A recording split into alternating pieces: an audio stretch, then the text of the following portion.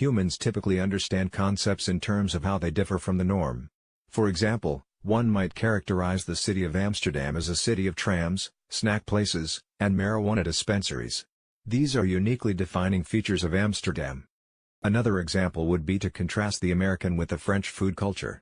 One might then find that popcorn and aloe vera drinks are highly specific for the American food culture, with fresh foods, pies, and tabbouleh more defining for the French food culture. Such knowledge could be obtained by contrasting the frequency of a particular concept with some average value. The stronger it differs, positively or negatively, the stronger it characterizes that concept.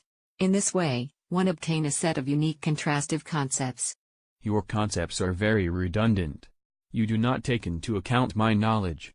I know very well that if there are more restaurants in my city, there will be more Mexican and Chinese restaurants too.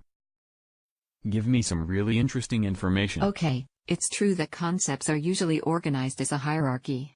We take into account your knowledge of this hierarchy. It should reduce the redundancy between the extracted concepts. For that, let us consider antichains to discard comparable concepts in the same pattern. Then, let us extract the most informative ones. How will you do it? We will define a measure of interest, the subjective interestingness, that takes into account the information contained by the antichain with respect to a model that captures your background knowledge. To avoid having too complicated patterns, this measure also takes into account the complexity of the antichain, that is, its cost of assimilation by you. Thus, general antichains will be favored as well as antichains with close nodes in the hierarchy. I see, but you may find an antichain that interests me and the others will be very similar, right? No, the knowledge model will be updated to take into account each antichain that I have already presented to you.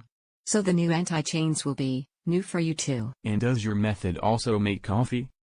The best thing to do is read the article to have this answer.